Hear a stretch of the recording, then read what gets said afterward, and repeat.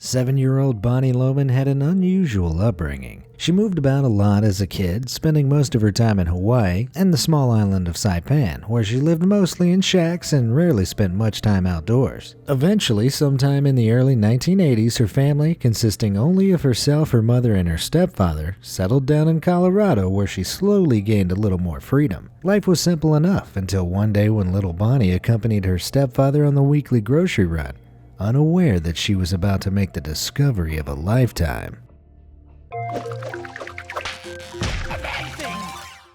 While innocently wandering the dairy aisle, Bonnie noticed something out of the ordinary. Sitting among the other cartons of milk in the chiller, something strange caught her eye.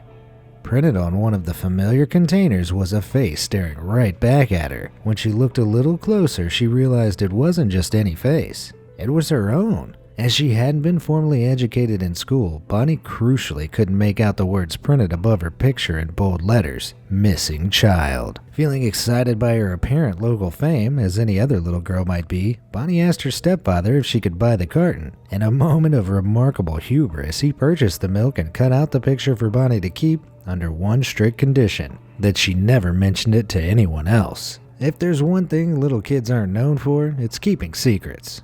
Although she tried her best to stick to her word, Bonnie wasn't awfully careful with the cutout she carried around with her. During a play date at her neighbor's house one day, Bonnie left the photograph in a bag of toys, and it was this simple mistake that would turn her life upside down. You see, Bonnie Loman wasn't the only child whose face appeared on a milk carton during the 1980s. In fact, an estimated 3 to 5 billion cartons printed with information about missing milk carton kids like Bonnie were circulated during this brief yet influential period in American crime history. Throughout the 1970s and early 80s, there was no legal distinction between a missing child and a missing adult, which meant authorities rarely acted fast enough during the crucial window of opportunity after a suspected abduction. In many cases, parents who couldn't provide concrete evidence of a kidnapping, like a ransom note, were made to wait 72 hours before any action was taken to locate their child. Even worse were cases where a child had been taken by a family member because police forces tended to class such situations as insignificant domestic affairs and refused to intervene altogether. This is especially worrying when you consider that most kidnappings in the US are actually perpetrated by a relative. In fact, one study from 2002, which looked into the nature of 256,000 abductions of minors, found that a whopping 78% were classed as family abductions,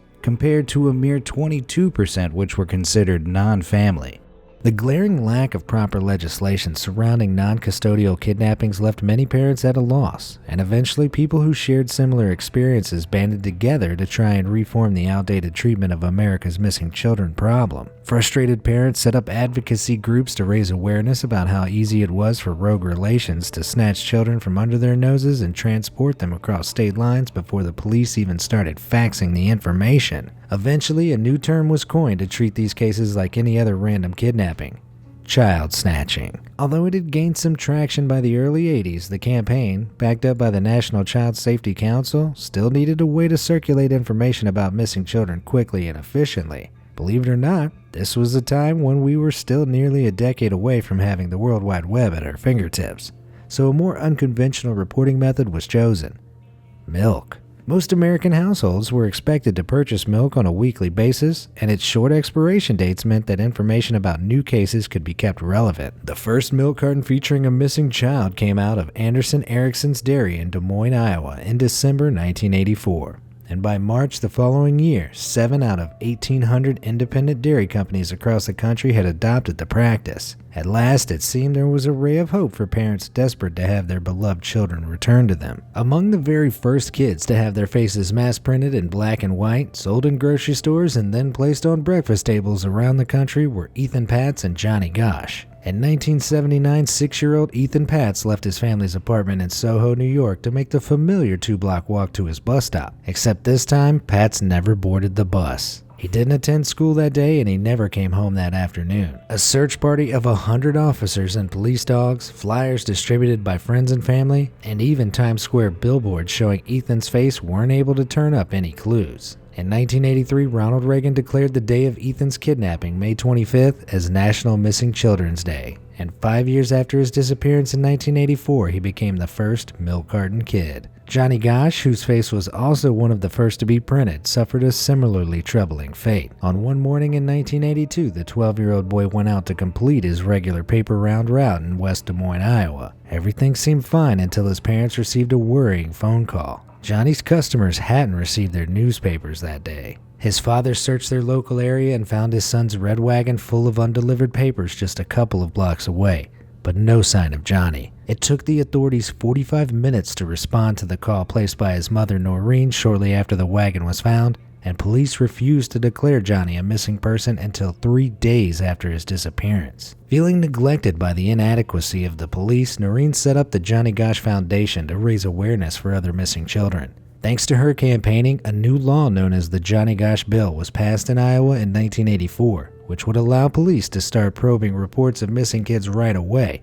and shortly afterwards, 8 other states followed suit. Despite becoming the original milk carton kids, neither Ethan Patz nor Johnny Gosch were ever returned to their parents. After being declared officially dead in 2001, the case of Ethan Patz finally concluded in 2017 when a man named PEDRO Hernandez was convicted of abducting and killing Ethan 38 years after his initial disappearance. Johnny's case did, however, experience some strange twists, like Noreen claiming that her son turned up on her doorstep in 1997, but ultimately the boy was never found and no arrests have ever been made in connection with his disappearance. Unfortunately, this was mostly the case with the missing children pictured on milk cartons. Although no verifiable numbers were recorded to track the progress of the campaign, it's thought that of some 200 kids who appeared on the cartons, only 2 were returned safely. One of these rare success stories was one very lucky little girl from Colorado, Bonnie Lohman. When Bonnie Lohman's neighbor came across the photograph which had been left behind in her bag of toys, they knew what had to be done. After contacting the authorities, police turned up at Bonnie's house in Colorado and arrested her stepfather for her abduction.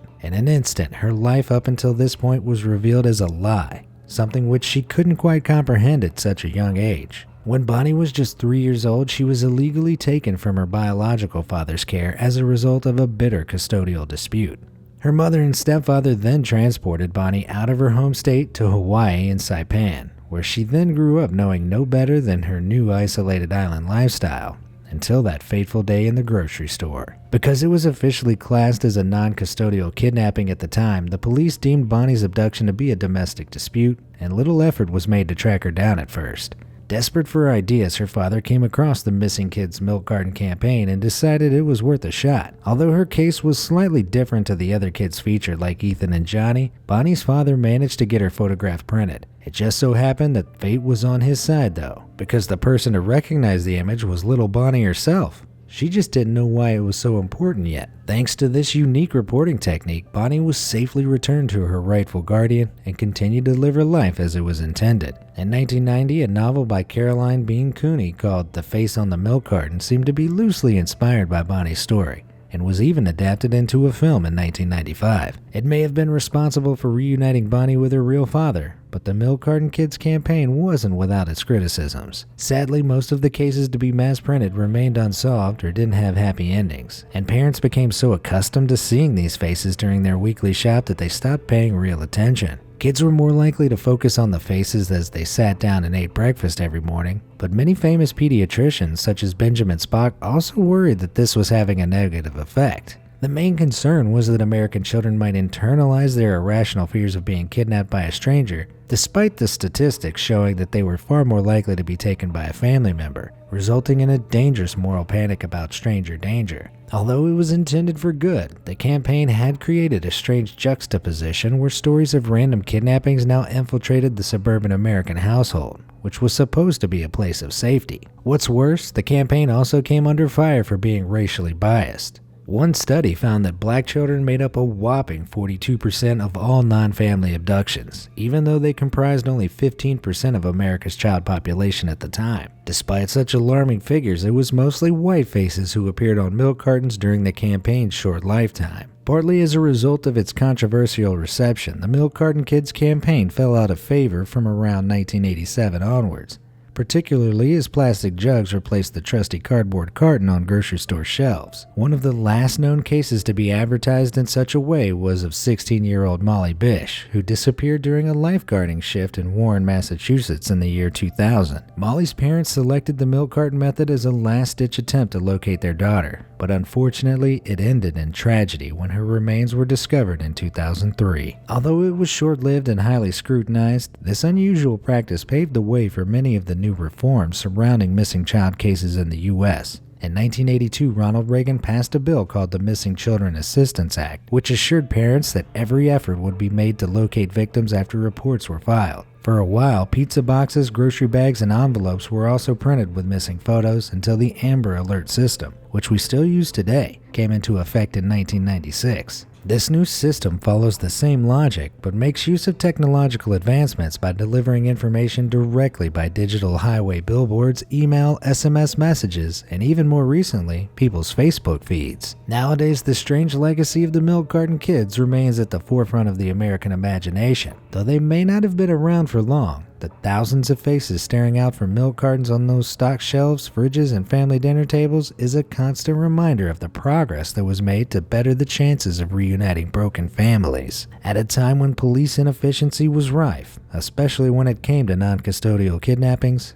Bonnie Loman was incredibly lucky to be recovered safely thanks to the milk carton program, although many others like Ethan, Johnny, and Molly were not so fortunate. In a modern age where American households can no longer be counted upon to share the wholesome carton of milk in common, thanks to alternatives like oat or almond milk, such a ubiquitous symbol would probably cease to exist. Thanks to this rudimentary technique, though, more missing children like Bonnie are being found than ever before. According to Justice Department data, 186 Amber Alerts were issued in 2014, and 154 resulted in successful recovery. What do you make of the Milk Carton Kids campaign? Do you think its successes outweigh its failures? And would a similar program still work today? Let me know in the comments below. And as always, thanks for watching.